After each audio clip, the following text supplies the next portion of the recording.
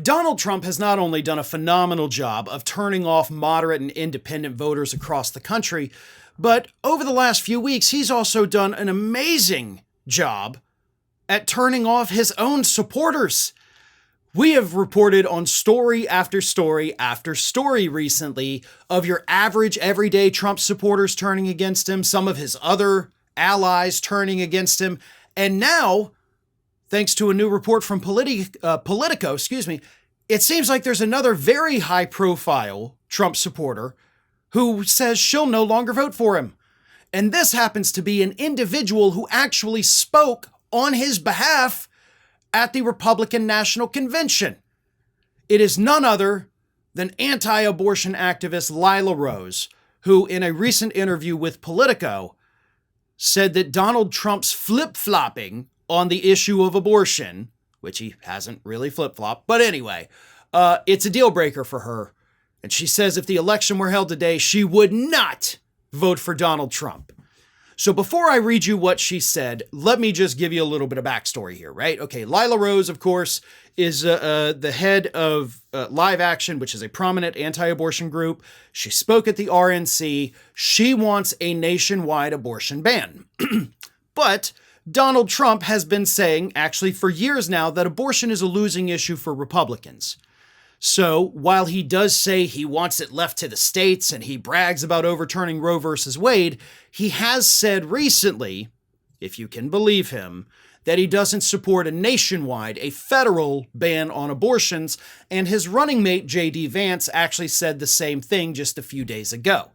So, knowing this, Lila Rose gets pissed off, talks to Politico, and says this: the recent statements that they have been making, increasingly pro-abortion statements, and the positions that they are choosing to take are making it untenable for pro-life voters to get out the vote for them.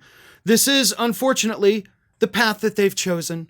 I would not vote for Harris. If the election were today, I would not vote for Harris or Trump based on their policies and their statements and their positions.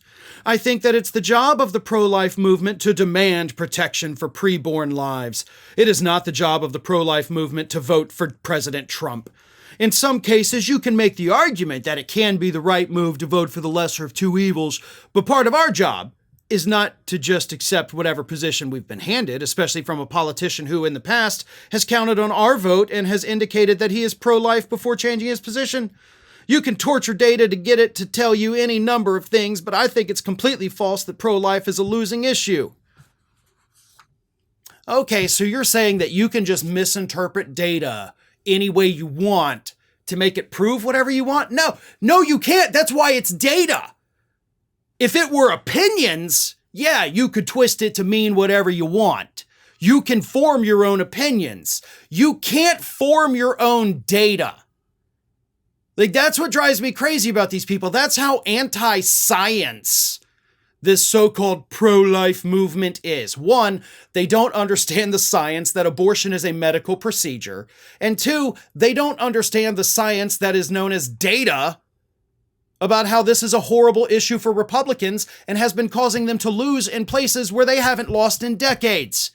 The race I always point to is that special election that took place in the state of Alabama, northern Alabama, Huntsville, earlier this year, where a pro-choice Democrat ran on the issue of abortion access and won in Alabama. Abortion was on the ballot in Kansas in 2022. Voters said, we want access to abortion in deep red Kansas. Republicans are losing in places they shouldn't be losing on this issue.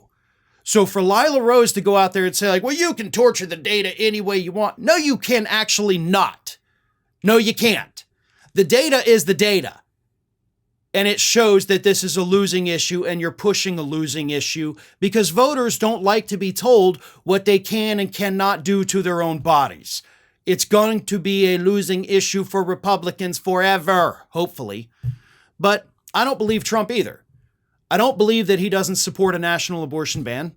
I don't believe he really cares about the issue at all. I think he is pretending to care about it because Republicans want him to care about it. And it wouldn't surprise me to go back through his history to find out that he paid for plenty of abortions, right? I mean, that really does seem like the kind of thing that Donald Trump probably has hidden in his history. But either way, keep pushing it, because it's not going to do what you think it's going to do for the Republican Party. Hi, everyone. This here is little Athena. And Athena would like to know why you haven't subscribed to Fair and Balanced yet. So please, don't let Athena down. Subscribe today.